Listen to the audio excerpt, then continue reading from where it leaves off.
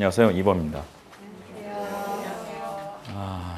아까 저를 소개하신 말씀만 들으면 제가 무슨 선거꾼인 줄 알 것 같습니다.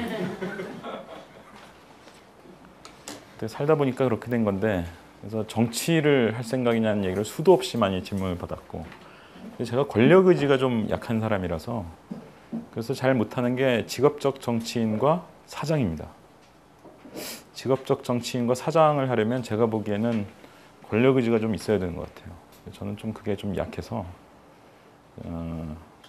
교육운동가라고 이렇게 부르라는 사람들도 있는데 저는 교육운동가라기보다는 평론가 내지는 서포터 정도를 잘 할 수 있는 사람입니다. 다 적성에 맞게 살아야 행복한 거거든요, 사실. 일단 좀 다양한 교육을 하자는 거죠. 왜 이렇게 다 붕어빵을 찍고 있냐? 서태지가 94년이었죠. 그 교실 이데아에서 이제 전국 900만 아이들 머릿속에 똑같은 것만 집어넣고 있지라는 가사가 나온 게 벌써 18년이 지났습니다. 근데 지금도 그러고 있죠.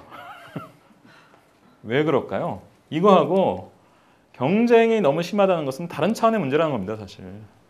그래서 이거는 좀 자유주의적 과제죠. 어떻게 보면 다양한 교육을 하죠. 애들이 타고난 것도 다르고 재능도 다르고 하고 싶어하는 것도 다른데 그러면 당연히 거기에 맞는 다양한 교육을 해야 되지 않느냐.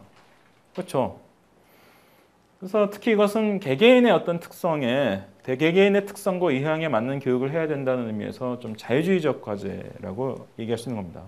우리나라 사실 진보든 보수든 자유주의가 부족한 나라거든요.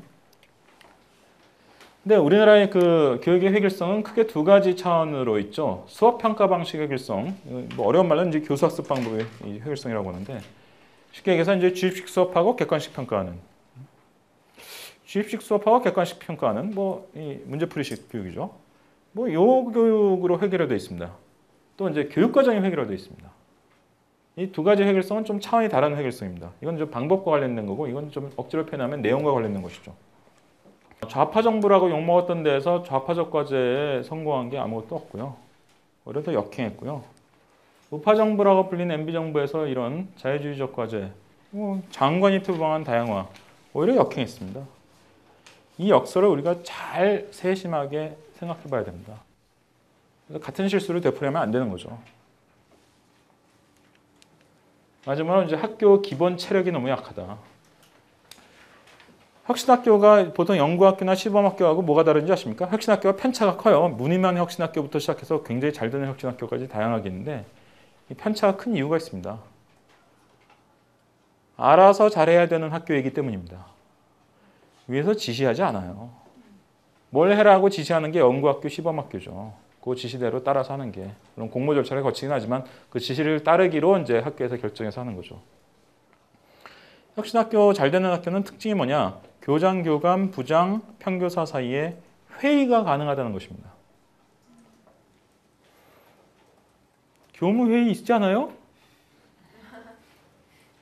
교사분들은 아시죠? 교무회에서 첫 번째 첫 마디 하는데 몇 년 걸립니까? 되게 제가 많은 분한테 물었는데 10년 이상 걸린다고들 하더군요.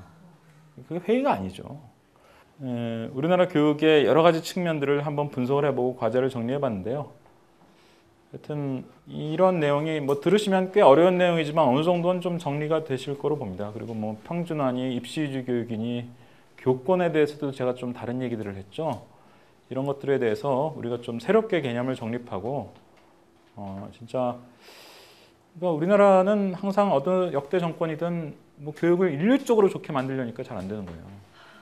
인류적으로 좋게 만들려니까 당연히 안 되는 거고 그래서 좀 좋게 만들고 싶은 사람이 먼저 좀 좋게 만들 수 있게 기회를 줘야 됩니다.